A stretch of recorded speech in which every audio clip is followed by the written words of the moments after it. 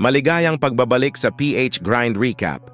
Ngayon ay ibabahagi ko sa inyo ang adventure thriller film noong 2017 na pinamagatang Jungle.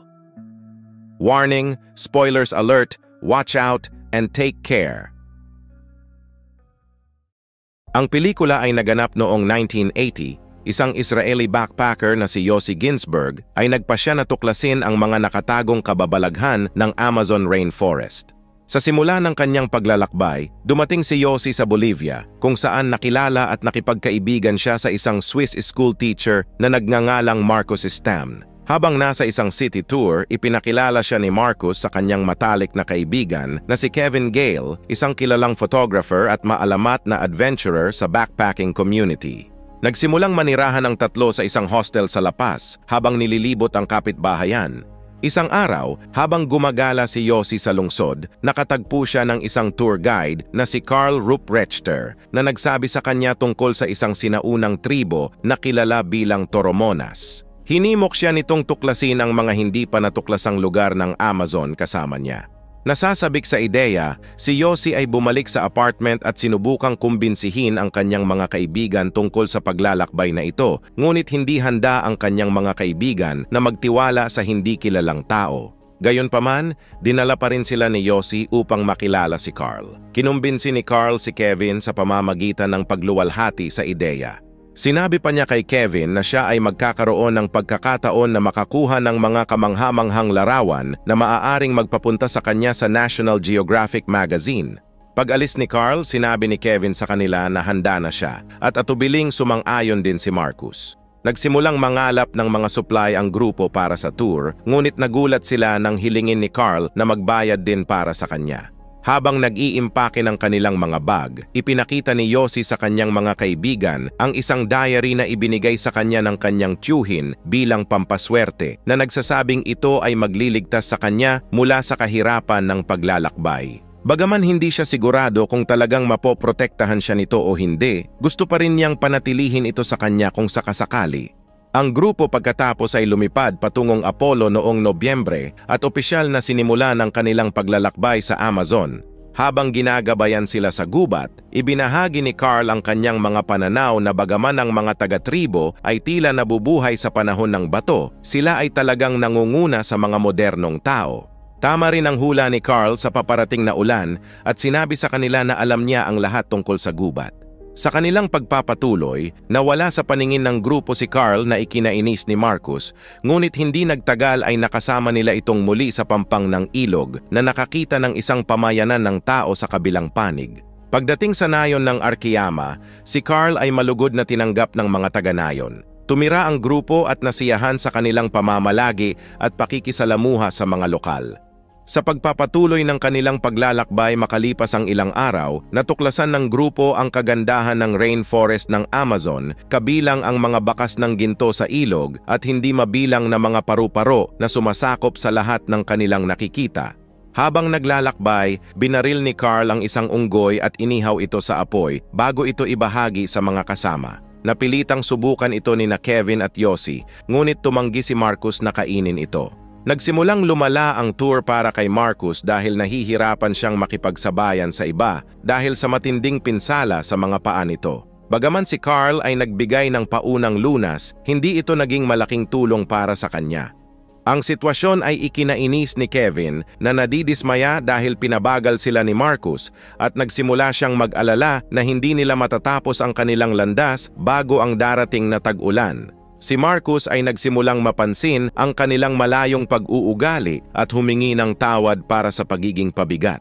Sinigurado sa kanya ni Yossi na hindi ito mababago ng anuman at aalagaan nila siya, ngunit magdamag pa rin si Marcus na umiiyak dahil sa lumalalang depresyon. Kinabukasan, pinag-usapan ni Kevin at Yossi ang sitwasyon kay Carl. Pagkatapos malaman na mayroon pa silang 3 o 4 na araw hanggang sa marating nila ang nakatagong tribo, iminungkahi ni Yossi na bumalik sa village at gumawa ng balsa upang ipagpatuloy ang kanilang paglalakbay.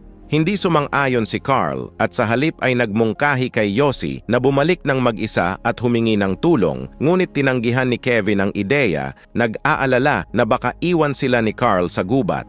Nang lumapit si Marcus sa kanila, pinangunahan ni Kevin si Carl at sinabi sa kanya na nagpaplano silang gumawa ng balsa upang lumusong sa ilog. Nag-aalangan na sumang-ayon ang grupo sa ideya at nagsimulang gumawa ng balsa gamit ang mga sanga mula sa mga puno. Pinayuhan sila ni Carl na huwag maghihiwalay at sundin ang kanyang pangunguna para sa maayos na paglalayag. Bagaman ang balsa ay tila gumagana ng maayos para sa grupo, si Carl ay tila hindi natutuwa tungkol dito. Pagdating nila sa ilang agos, nagalit si Carl sa kung paano naging kontrolado si Kevin na humantong sa isang pagtatalo at bahagya pa silang maagos sa tubig. Pagkarating sa dalampasigan, nakipagtalo si Carl kay Kevin bago umalis upang mangaso. Habang nagpapahinga sila, sinabi ni Kevin kay Yossi na si Carl ay natatakot sa tubig dahil hindi siya marunong lumangoy. Ngayon sa takot na baka iwan sila ni Carl, hinanap siya ni Yossi, ngunit muntik na siyang matamaan ng baril mula kay Carl na nagpahayag na ginawa niya ito upang takutin ang isang jaguar. Kinabukasan, plano ng grupo na ipagpatuloy ang paglalayag sa ilog, ngunit tumanggi si Carl na sinabing maglalakad na lang siya.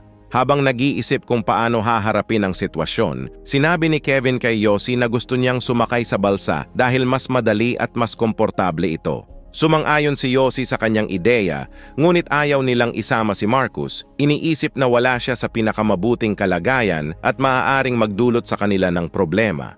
Nang ibinahagi ni Yossi ang ideya na magpatuloy sa balsa, balak ni Marcus na samahan sila, ngunit kinumbinsi nila siyang sumama kay Carl. Habang tinatapos ang mga plano, pinayuhan sila ni Carl na mag-ingat sa agos at binalaan silang huwag pumunta sa kanyon.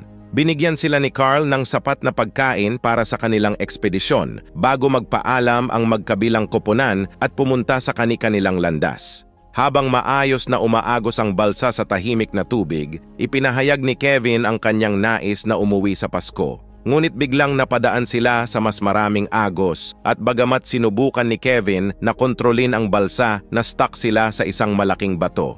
Habang nakakapit, nagpasya si Kevin na lumangoy para sa pinakamalapit na dalampasigan at tulungan si Yossi mula doon. Ngunit bago niya magawa ang anumang bagay, ang balsa ay tinamaan ng higanteng alon at nahulog si Yossi sa tubig.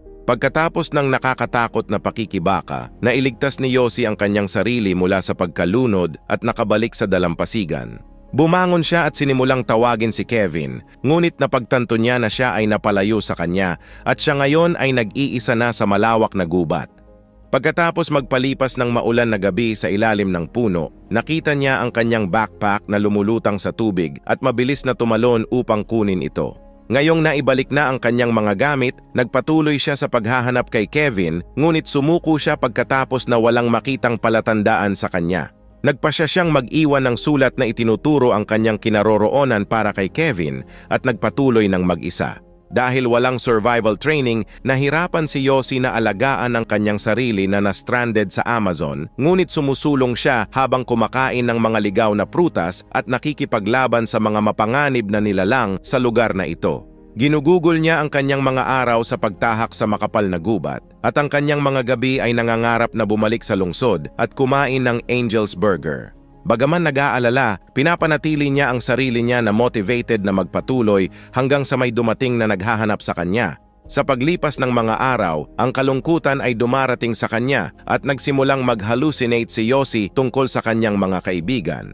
Lalong tumitindi ang sitwasyon sa paglipas ng panahon habang kailangang alisin ni Yossi ang isang uod na pumasok sa kanyang balat at kumain ng mga sariwang itlog noong hindi na niya matiis ang gutom. Sa kalaunan, nadaanan niya ang mga bakas na naiwan ng tribo, ngunit wala siyang makitang anumang palatandaan ng mga tao sa paligid. Nang tiningnan ng mapa, sa palagay niya ay nasa Kuriplaya siya at napagtanto na malayo pa ang kanyang lalakbayin bago makarating sa lungsod ng Rurrenabaque.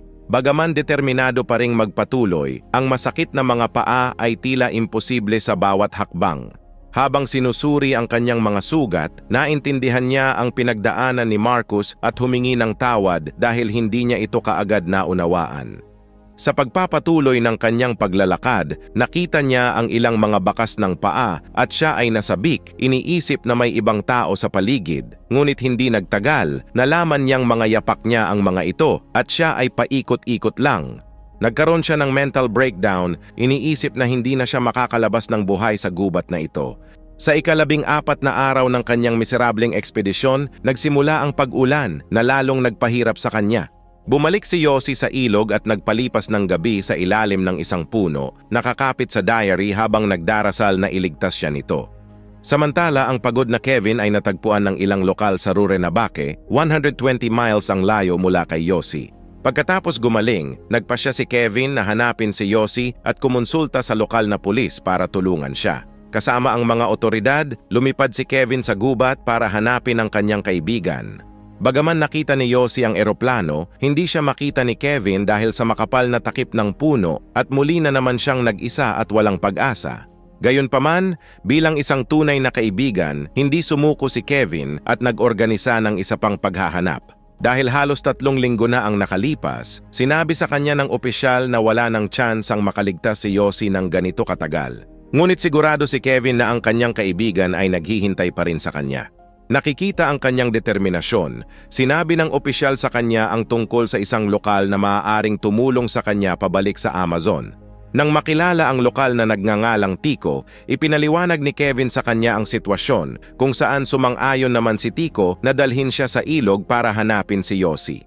Pagbalik sa gubat, nakatagpo si Yossi ng isang tribeswoman na natatakot sa kanya, ngunit pagkatapos ibahagi ang kanyang mga gamit, tiniyak ni Yossi na poprotektahan niya ito hanggang sa sila ay matagpuan. Masaya siyang makakita ng ibang tao, ngunit nawala ang babae habang siya ay natutulog. Bagaman masama ang loob, muling bumangon si Yossi upang tuluyang makita ang sikat ng araw sa unang pagkakataon makalipas ang ilang araw. Gayunpaman, ang kanyang kaligayahan ay napatunayang panandalian lamang nang siya ay napadpad sa isang kumunoy at nahimatay dahil sa pagod. Nang magkamalay, kumapit siya sa mga sanga ng isang kalapit na puno at hinila ang kanyang sarili palabas, ngunit kinailangan niyang iwanan ang kanyang mga gamit.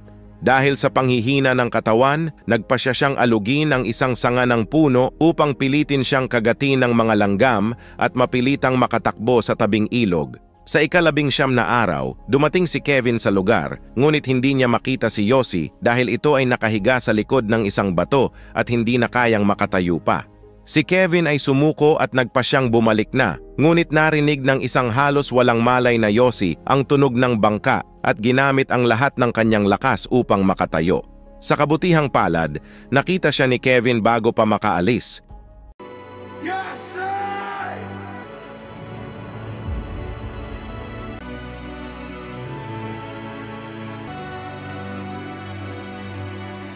Come here. I told you I wouldn't leave you. Sa huling eksena, dinala ni Kevin si Yossi sa nayon ng Rurrenabaque kung saan binigyan niya siya ng maiinom at makakain. Binigyan ng bulaklak ng isang bata si Yossi bago siya dumugin ng maraming mga tsismosa sa nayon. Ang epilogue ay nagsasabi sa atin na sinubukan din ni Kevin na hanapin sina Marcos at Carl, ngunit hindi na sila muling nakita pa. Si Carl ay hinahanap rin ng mga otoridad at ang kanyang pag-aangkin na alam niya ang isang nawawalang tribo ay hindi totoo. Si Kevin ay nagpatuloy na ituloy ang kanyang hilig sa pakikipagsapalaran at pagkuha ng litrato habang naninirahan sa Israel kasama ang kanyang pamilya. Samantalang si Yossi ay nagpasya na bumalik sa Amazon at dito na siya nanirahan ng panghabang buhay. Dahil sa kanyang mga pagsisikap, ang mga lokal ay nagtayo ng Eco Lodge na nagpabago sa buong rehiyon, habang si Yossi ay patuloy rin na sinunod ang kanyang hilig sa pakikipagsapalaran. Maraming salamat sa panonood, at kung nagustuhan mo ang movie recap na ito, i-click mo na yung like button at huwag mo na rin kalimutang mag-subscribe para sa susunod pang mga video.